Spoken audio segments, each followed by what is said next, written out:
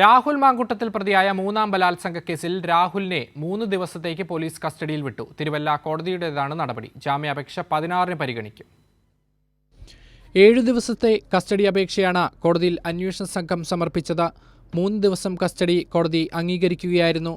പരാതിക്കാരിയുടെ മൊഴിയെടുത്താൽ 3 ദിവസത്തിനകം ഒപ്പിടണമെന്ന വ്യവസ്ഥ പാലിച്ചില്ലെന്നും പരാതിക്കാരിയുടെ മൊഴിയെടുത്തത് video conference വഴിയാണെന്നും കേസെടുത്തതുപോലും നടപടിക്രമങ്ങൾ പാലിക്കാതെയാണെന്നുമായിരുന്നു പ്രതിഭാഗത്തിന്റെ വാദം. അറസ്റ്റ് നോട്ടീസിൽ ബോധപൂർവം രാഹുൽ മാങ്കുട്ടത്തിൽ ഒപ്പിട്ടില്ലെന്ന് പ്രോസിക്യൂഷൻ വാദിച്ചു. പൊളിറ്റിക്കലി മോട്ടിവേറ്റഡ് കേസ് എന്നാണ് രാഹുലിന്റെ അഭിഭാഷകൻ വാദിച്ചത്. രാഹുലിനെ അറസ്റ്റ് ചെയ്തപ്പോൾ അത്യാവശ്യ സമയം കസ്റ്റഡിയിൽ കിട്ടിയിട്ടുണ്ടെന്നും ഇനി കസ്റ്റഡി ആവശ്യമുണ്ടോ എന്നും പ്രതിഭാഗം ചോദിച്ചു.